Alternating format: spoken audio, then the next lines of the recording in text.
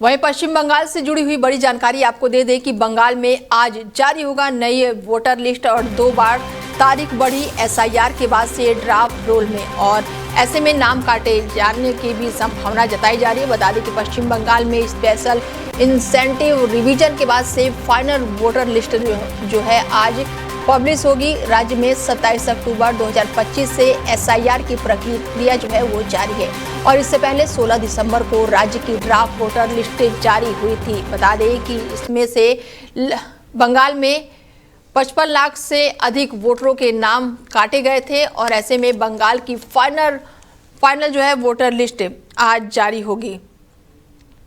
बड़ी जानकारी आपको दे दें कि 2 बार तारीख बढ़ी और जिसके बाद से एसआईआर ड्राफ्ट रोल में 58 लाख से ज़्यादा नाम कटे थे, जिसके बाद से आज फाइनल वोटर लिस्ट जो है वो जारी हो जाएगी।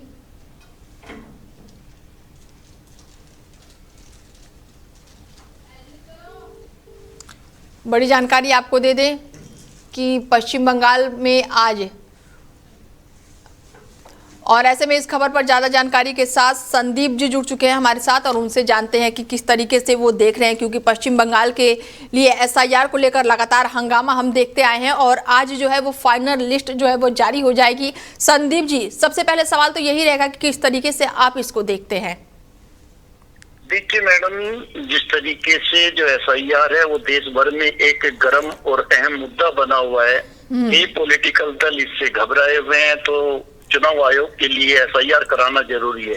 क्योंकि एसआईआर देश में पहली बार नहीं हो रहा है, एसआईआर पहले से देश के अंदर होता हुआ आया है, क्योंकि जिसमें नई वोट भी बनती हैं, पुरानी वोट कटती हैं, जो एक्सपायर हो गए हैं उनकी वोट कटती हैं, जो लोग शिफ्ट हो गए हैं उनकी वोट कटती हैं।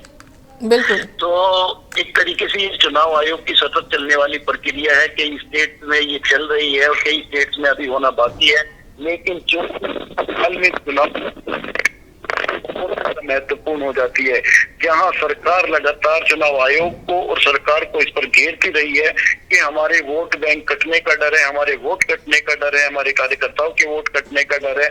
वहीं सरकार और चुनाव आयोग ये कहता रहा है कि किसी का वोट कटेगा नहीं, इसमें जिनके वोट बनने उनके वोट बनेंगे और जो एक्सपायर हो गए उनके वोट हटाए जाएंगे।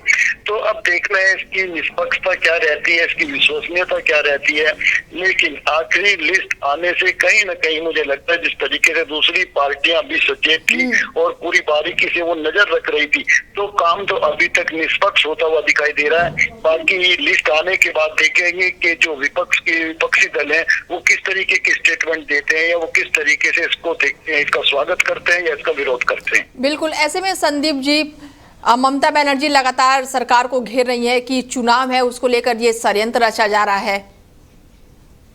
देखिए अनिता जी, बिल्कुल इसमें कोई दो राय नहीं है। ममता बनर्जी एक तेज तर्रार नेता हैं और पिछली कई बार से वो बंगाल में किसी भी दल की पैर पंजे जमने नहीं देती हैं, लगातार अपनी सरकार बना रही हैं, लगातार लोगों का विश्वास जीत रहे हैं और वहाँ के लोगों ने उनमें विश्वास दिखाया भी है। क्योंकि जब मोदी जी का पूरा परचम पूरे देश में लहर रहा था, तब भी ममता बनर्जी ने बंगाल में अपनी सरकार बना करके दिखाई।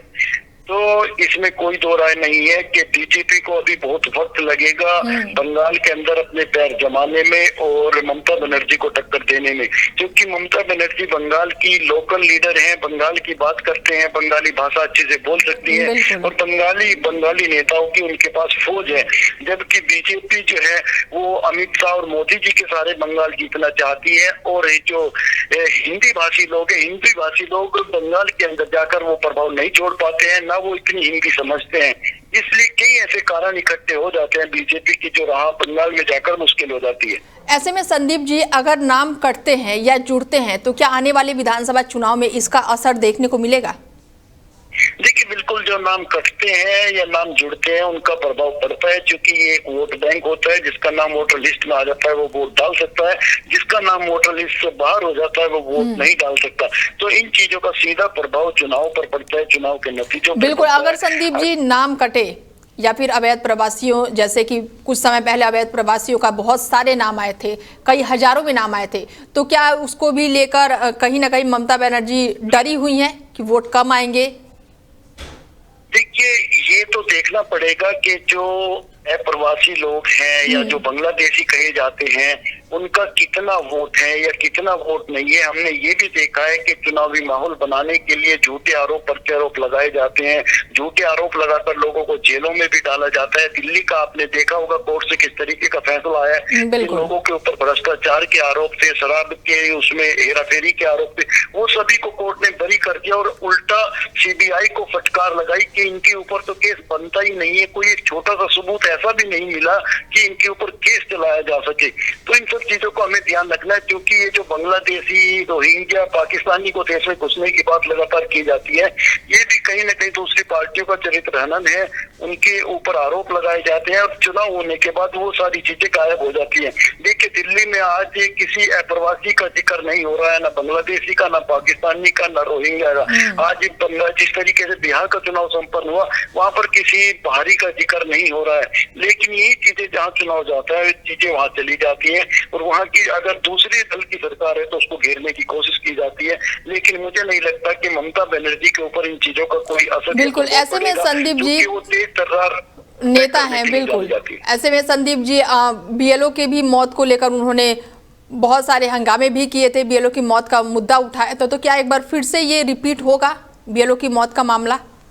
देखिए बिल्कुल चुनाव में सारे मुद्दे उठाए जाएंगे, क्योंकि कहते हैं ना गड़े मुद्दे उखेड़े जाते हैं चुनाव में।